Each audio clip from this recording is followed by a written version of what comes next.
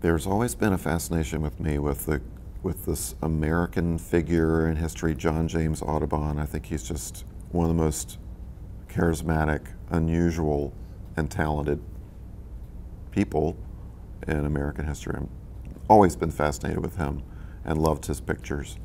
And then years and years ago, I did some research. I was reading about him for some reason or another, and I read that he had an apprentice, a helper, for 2 years, who followed him around and helped him carry stuff and blah, blah, blah. Well, this helper did a lot, right? A large number of the backgrounds in Audubon's bird portraits.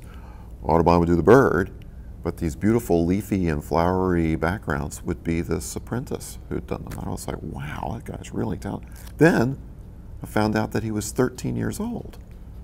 And I thought, there is a story there. That's well, for one thing, that's like my fantasy job, to be Audubon's apprentice and float down rivers in 1830 with Audubon. Oh my gosh. It would have been like the fantasy job for me. So I thought that would be a great story. And I've always liked animal characters. I like animal characters, particularly mice, because mice, they seem to be able to do things. They can manipulate their little hands, and they can sit upright or scamper this way. It'd be hard to have, say, a deer trying to draw something or weave a basket. So mice are just so perfect that way, and the way they're sort of compact, and they've got these big, beautiful eyes. So I thought a mouse character would be super for that. So that's why I wanted it from the mouse's point of view.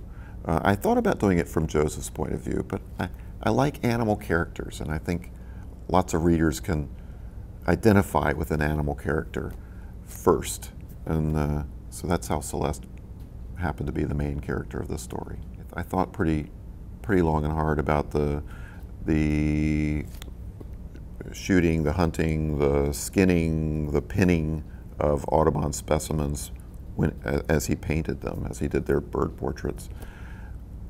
It was difficult to write an accurate historical book that was about Audubon and Joseph and how they worked and not include that part of the information in it. I think it was important that kids got that. It's important that kids get that 100 years ago, there were no laws protecting most of our wildlife. You could go out and hunt what you wanted when you wanted.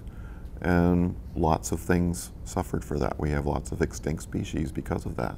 So it's important that kids get, oh, this is why we need rules and regulations about our environment, or else we won't have it.